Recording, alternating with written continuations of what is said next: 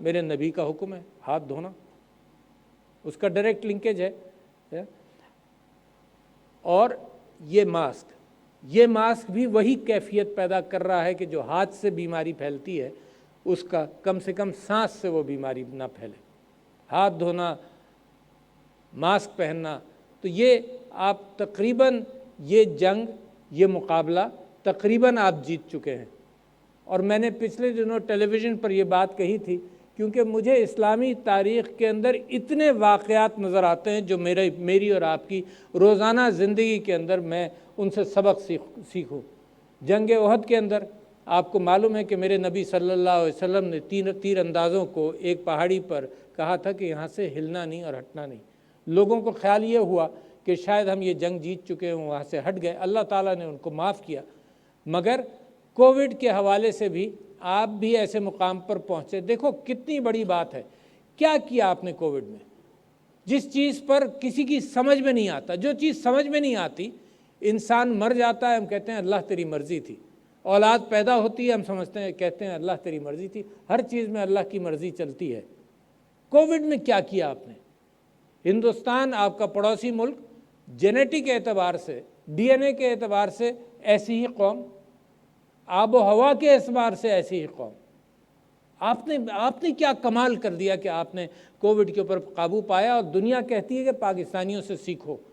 इसके अंदर मैं जिस बात को अहमियत देता हूँ वो वही है, वो ये है कि हमें उलमा कराम आपके साथ जो गुफ्तगू हुई और आप सब ने और हमने मिलकर तय किया इस बात को कि मसाजिद भी खुली रखेंगे, अल्लाह से लौ लगाए रखेंगे, अल्लाह से माफ़ी मांगते रहेंगे, अल्लाह से दुआ करते रहेंगे, तरावियाँ भी बरकरार रखेंगे, जो ईदैन हैं वो भी हमने मस्जिद के अंदर सोशल डिस्टेंसिंग के साथ पूरी कर ली। अल्लाह को इसके ऊपर मेरा ख्याल ये है कि अल्लाह को फिर हमारे ऊपर फिर रहम आया। और रहम किस अंदाज से आया? रहम उस अंदाज से आया कि मेरे नबी सल्लल्लाहु अलैहि वसल्लम जिनके हवाले से हम यहाँ उनकी बातों को, उनकी ज़िंदगी को, उनके उसवा हसना को याद कर रहे हैं, तो मेरे नबी सल्लल्लाहु अलैहि वसल्लम ने जिन्हें जितनी गरीब की फ़िक्र की है, मैं समझता हूँ उस अरब माशरे के अंदर सबसे बड़ी तब्दीली जो अशराफिया का माशरा बना दिया गया था, जो कानून के एतबार से इस्तेसाल करता था कमज़ोरों का, जहाँ औरतों का इस्तेसाल होता था, मेरे नबी सल्लल्लाहु अलैहि वसल्लम ने वहाँ मसावात की कैफियत बनाई। मेरे नबी सल्लल्लाहु अलैहि वसल्लम ने अपने पेट पर पत्थर रखकर लोगों को अपने घर का खाना बांटा, और उम्महातुल मोमिनीन ने भी यही काम किया। और माशरे के अंदर गरीब का एहसास वो इनकलाबी तब्दीली थी जो मेरे नबी सल्लल्लाहु अलैहि वसल्लम लेकर आए। तो लिहाजा आपने भी, आपके मुखय्यर लोगों ने, आपने मसाजिद के अंदर, आपकी सरकार ने एहसास प्रोग्राम के तहत जब गरीब की फ़िक्र की, अल्लाह के बंदों की फ़िक्र की, तो अल्लाह ने आपकी फ़िक्र की। मुझे यकीन है, कोई स्टेटिस्टिक्स नहीं चाहिए, कोई मुझे आर्गूमेंट नहीं चाहिए कि साइंसदान आकर बताएं कि जी आपने कैसे काबू किया। सारे आर्गूमेंट्स मेरे नबी सल्लल्लाहु अलैहि वसल्लम के सदक़े और मेरे अल्लाह के साथ जो आपका ताल्लुक़ था उसके सदक़े आपको मिला। दुनिया ने तमाशा देखा। ये मुकाम जो है, ये हम समझते हैं कि मस्जिद और मेंबर का है। जहाँ इस बात का जिक्र हुआ मेरे दोस्तों, मैं समझता हूँ 3-4 चीज़ें जो मेरी बहन राहिला काजी साहिबा फरमा रही थी कि यहाँ से टेक होम क्या है। यहाँ से टेक होम ये है कि मैं समझता हूँ कि मस्जिद का रोल क्या, लोगों की सेहत के हवाले से मस्जिद का रोल है। क्या रोल है? लोगों की सेहत के हवाले। मेरे नबी सल्लल्लाहु अलैहि वसल्लम माहौलियाती आलूदगी के हवाले से जो चीज़ें यहाँ जिक्र नहीं हुई उनका मैं हवाला दे दूँ। एक दिन वो एक लकड़ी लेकर दीवार, मस्जिद नबवी की दीवार पर कुछ खुरच रहे थे और लोग देख रहे थे कि मेरे नबी सल्लल्लाहु अलैहि वसल्लम कर क्या रहे हैं। फिर उन्होंने आवाज़ दी कि कोई है जो इत्र ले आए। तो एक बच्चा उनके पास पहुंचा और कहने लगा कि मैं लेकर आता हूं। वो इत्र लेकर आया और मेरे नबी से फिर भी उसने पूछा कि नबी सल्लल्लाहु अलैहि वसल्लम आप क्या कर रहे हैं। तो मेरे नबी देखो, माहौलियात के एतबार से, सफाई के एतबार से, ताहरत के एतबार से, वो नबी जो ये कहता था कि मुंह में से बदबू ना आए तो मिसवाक करो, وہ نبی وہ جو چاہتا تھا صلی اللہ علیہ وسلم، جو چاہتا تھا کہ کسی کے قربت سے بھی، بدبو سے بھی کسی کو تکلیف پہنچے گی تو احتیاط کرو، تو نبی سے جب پوچھا اس بچے نے کہ آپ کر کیا رہے، تو انہوں نے کہا کہ کوئی آدمی یہاں تھوک کر گیا، اس کا بلغم دیوار کو لگا ہوا ہے، میرے نبی نے صاف کیا اس کو۔ کیا بات! میں سمجھتا ہوں کہ یہ اس سے بڑی مثال آپ کو نہیں ملے گی کہ میرے نبی صلی اللہ علیہ وسلم ماحولیات کے حوالے سے کیا کرتے تھے۔ تو لہٰذا ماحولیات کا پرچار میری مسجدوں سے ہونا چاہیے، یہ دھوئیں کے اعتبار سے ہونا چاہیے۔ میرے نبی صلی اللہ علیہ وسلم نے اتنی بڑی بات کی، آج کے حوالے سے پوری اترتی ہے کہ انہوں نے کہا خالی سواری، اگر سوار اس زمانے میں اونٹی کی تو سواری تھی، اس سواری کے اعتبار سے بھی میرے نبی نے کیا کہا، انہوں نے کہا کہ خالی سواری جو ہے وہ شیطان کی سواری ہے، اگر موقع ملے تو اپنے ساتھ کسی کو بٹھا لو۔ آج کیا کہتے ہیں؟ آج یہی کہتے ہیں کہ یہ جو آلودگی ہے اس کے اندر جو گاڑیوں کا استعمال ہے، ایک گاڑی 4 سواریاں خالی ہیں۔ میرے والد صاحب محترم اللہ تعالیٰ غریق جنت کرے، وہ ہم گھر سے نکلتے تھے، وہ گاڑی چلاتے تھے خود بھی، اور بس سٹاپ پر رک کر سواریاں بٹھایا کرتے تھے۔ جو لوگ پرانے کراچی کے جانتے ہیں، بس سٹاپ پر سواری بٹھاتے تھے، میری بہن کو اور مجھ کو اگر آگے زبردستی دونوں کو اکٹھا بٹھا کر اور پیچھے 3 یا 4 لوگوں کو بٹھاتے تھے۔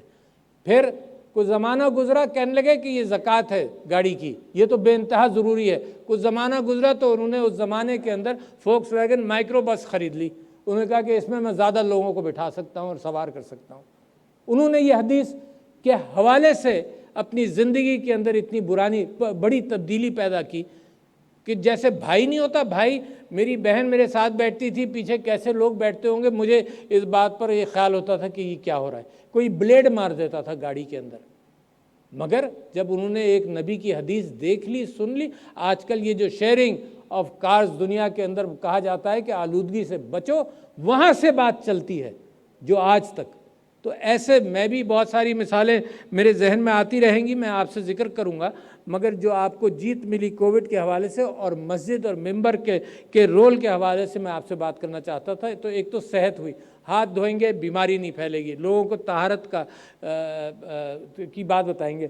میں نے، کیونکہ میں پیشے سے ڈینٹسٹ ہوں، جب میں پہلا ورلڈ اورل ہیلتھ ڈے منایا گیا، جس کی شروعات کے اندر ورلڈ ڈینٹل فیڈریشن کے اندر میں نے کام کیا تھا، تو میں نے لوگوں سے کہا کہ مسواک کیا کرو، تو کسی نے کہا کہ یہ بھی ایسا صدر ہے، اس کو کیا ضرورت ہے، ایسی چھوٹی چھوٹی باتوں کا ذکر کرتا ہے۔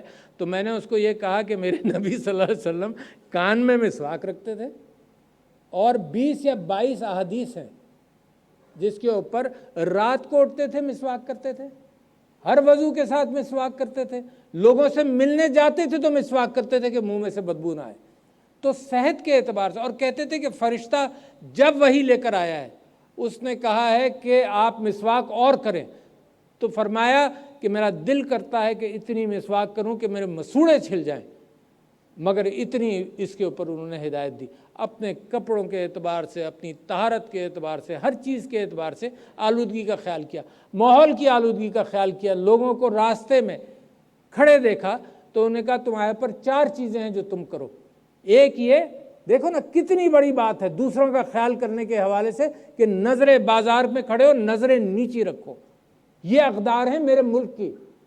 اور آپ باہر یورپ وغیرہ کے اندر دیکھتے ہیں وہ تکلیف پہنچانے کے علاوہ کچھ نہیں کرتے، یہ اقدار ہیں میرے نبی صلی اللہ علیہ وسلم کی کہ نظریں نیچی رکھو، آہستہ گفتگو کرو کہ دوسرے کو ماحولیاتی اعتبار سے وہ پریشان نہ ہو، آہستہ گفتگو کرو۔ اور پھر تیسری بات بھی میں نے لکھی تھی یہاں پر جناب، نظریں نیچی رکھو، کسی کو تکلیف نہ ہو، ایسے کھڑے ہو، آہستہ گفتگو کرو۔ اور چوتھے کتنی بڑی بات یہاں پر بیان کی گئی کہ وہ شخص جنتی ہوگا جو راستے سے کانٹا بھی ہٹا دے، وہ جنت میں جائے گا۔ تو ماحول دوسروں کے لیے صاف رکھنا، اپنے لیے صاف رکھنا، اور اب تو بہت ضرورت ہے۔ جو پانی کے حوالے سے آپ نے احادیث یہاں پہ سنی، پانی کے استعمال کے حوالے سے، تو صرف اس بات پر نہیں ہے کہ میں اور آپ وضو کے اندر احتیاط کر لیں، اس پر بھی ہے کہ میرا کسان جو ہے پانی کو احتیاط سے استعمال کرے، میرا کسان بھی فلڈ اریگیشن نہیں کرے، اسپرنکلر یا ڈرپ اریگیشن کی طرف جائے۔ تو آپ کا رول تو بہت بڑا ہے، صحت کے لیے آپ کا رول ہے۔ یہ جو خطبہ مثال کے طور پر آج جمعہ ہے، اس سے بہتر جتنے آپ نے مقالات پڑھے یہاں پر، اس سے بہتر خطبہ نہیں ہو سکتا۔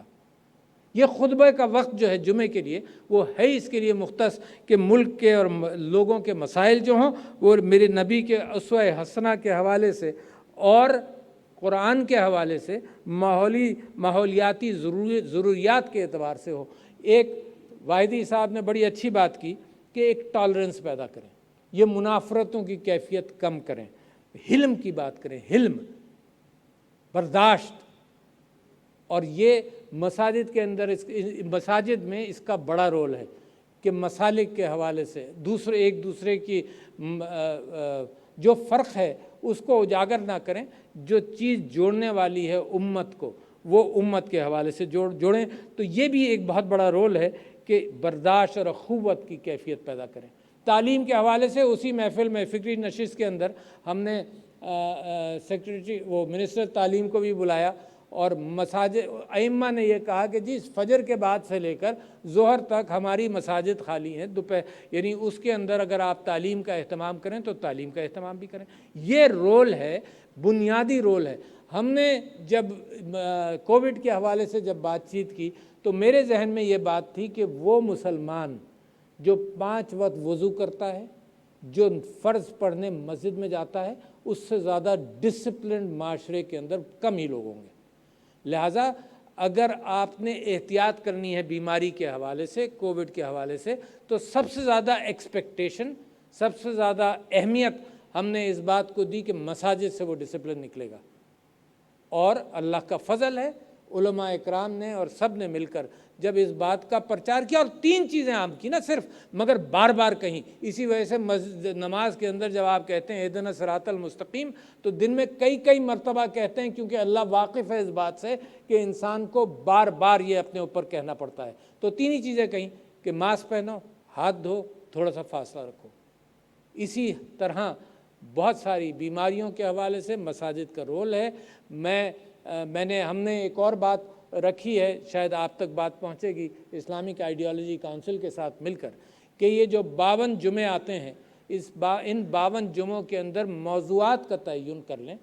آپ واعظ آپ کریں، تقریریں آپ کریں، موضوعات کا تعین کر لیں کہ موضوعات ایسے ہوں جو معاشرے کے اندر اچھائی پھیلائیں، جو معاشرے کے اندر برائیوں سے روکیں۔ معاشرے کے اندر ایک دن ایسا ہے کہ آپ سب لوگوں کی گونج معاشرے کے اندر جائے کہ جھوٹ مت بولو۔ مثال کے طور پر حکمرانوں کے حوالے سے میرے نبی صلی اللہ علیہ وسلم کا کہنا یہ ہے کہ جو تکلیف پہنچائے وہ سب سے خراب۔ حضرت عمر کہتے تھے کہ میرا تو فرض یہی ہے کہ بنیادی ضروریات کی دعا جو ہے وہ اللہ تعالیٰ تک نہ پہنچے، کیونکہ وہ میری شکایت ہے۔ میں نے اہتمام کرنا ہے کہ بنیادی ضروریات انسان کی پوری کرنی ہے۔ تو لہٰذا میری آپ سے گزارش ہے حضور والا کہ اتنا بڑا معاملہ، اتنی بڑی ذمہ داری معاشرے کی آپ کے اوپر ہے، تو لہٰذا اپنے ملک اور قوم کی خاطر، امت کی خاطر، دیکھیے دنیا بدل گئی ہے۔ دنیا کا حال یہ ہے کہ اقدار اور اخلاقیات کی بنیاد پر قومی فیصلے انٹرنیشنل فورمز کے اندر فیصلے نہیں ہوتے، تجارت اور پیسے کے اوپر ہوتے ہیں۔ اور آپ نے کشمیر کے معاملے میں دیکھ لیا کہ جن کے تعلقات ہندوستان کی تجارت کے حوالے سے زیادہ تھے، ادھر وہ ٹلٹ کرتے رہتے ہیں۔ اسلامی دنیا کے بھی لوگ ہوں، ادھر وہ ٹلٹ کرتے ہیں۔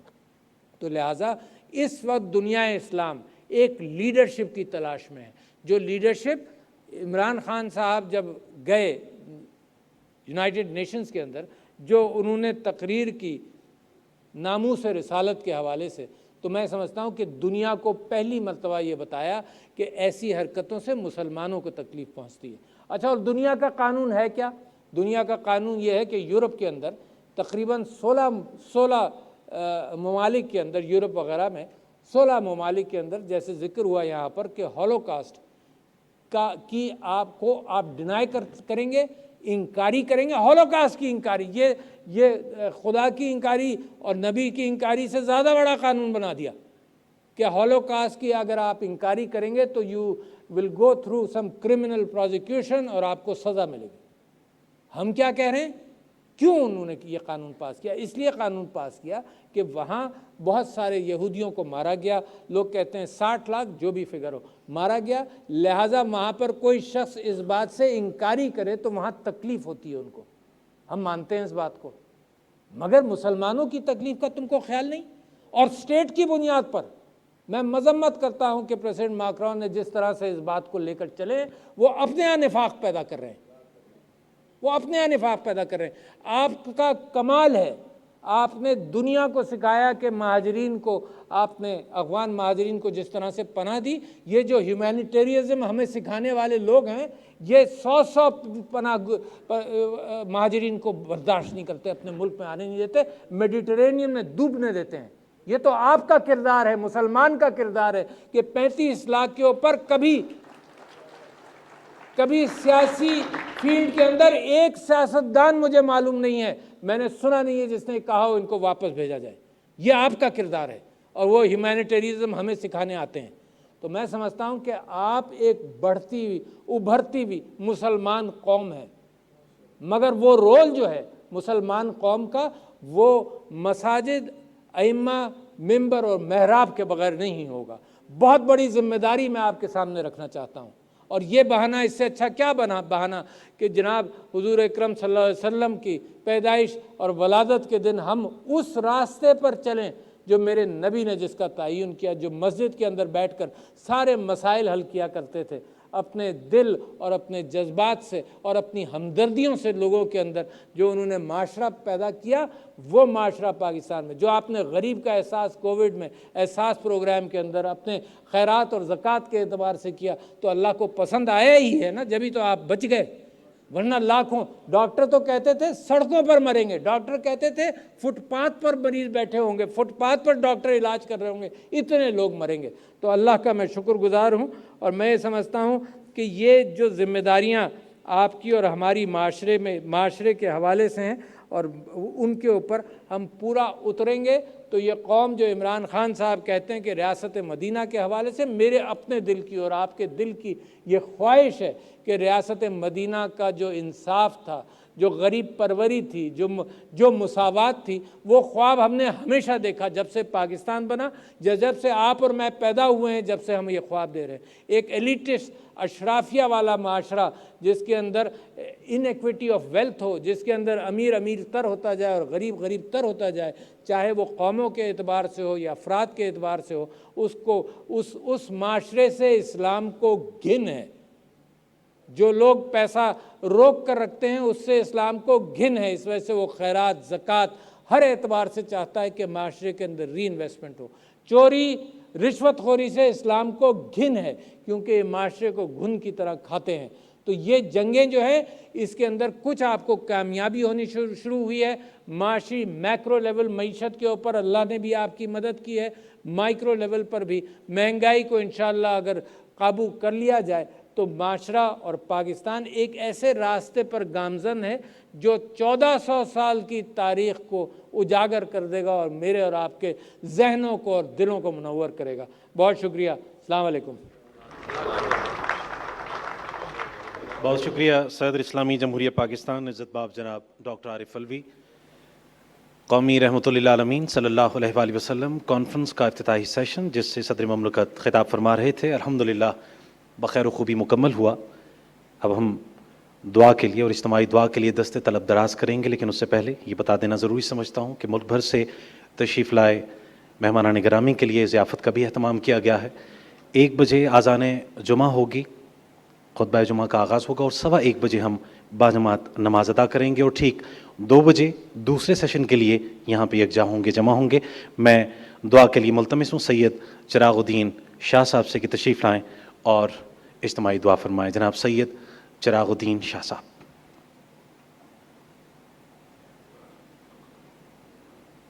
میں شرکاء سے گزارش کروں گا کہ دوسرا نشست انتہائی مختصر ہوگا، 2 بجے شروع ہوگا۔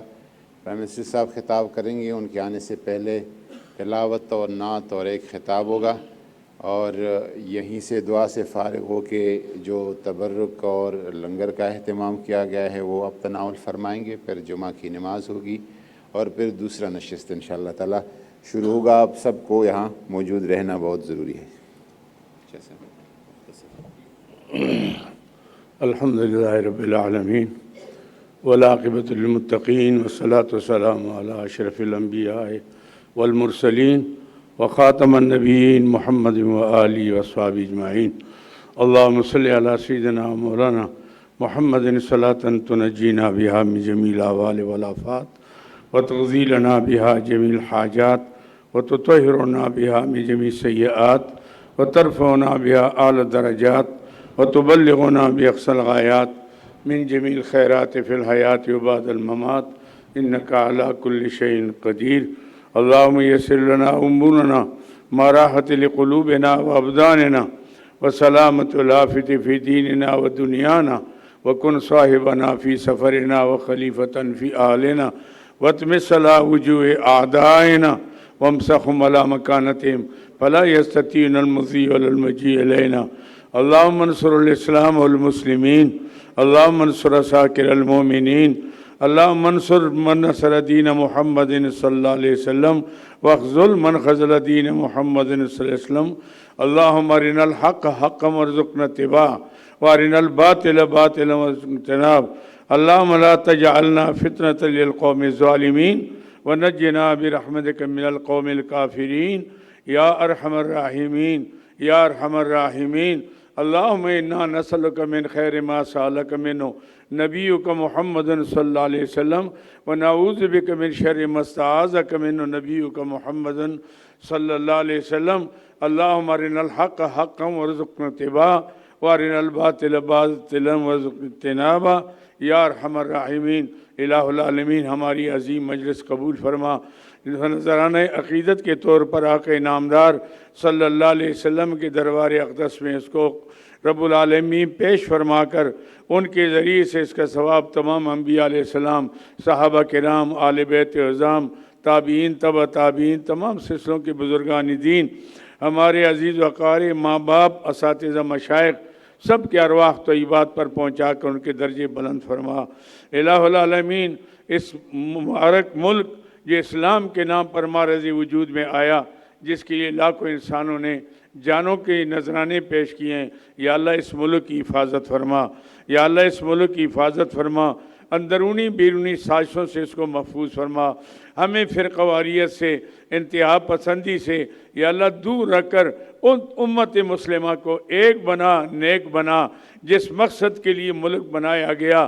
یا اللہ جیسے ہم آج سیرت مناتے ہیں، ہمیں سیرت اپنانے کی بھی توفیق عطا فرما. عشق رسول کے ہفتہ مناتے ہیں، یا اللہ عشق رسول سے ہمارے دلوں کو منور فرما. عشق رسول کے برکت سے اپنے پیارے حبیب کی ہمیں سچی غلامی اطاعت نصیب فرما. رب العالمین ہمیں صحابہ اور آل بیت کا احترام نصیب فرما.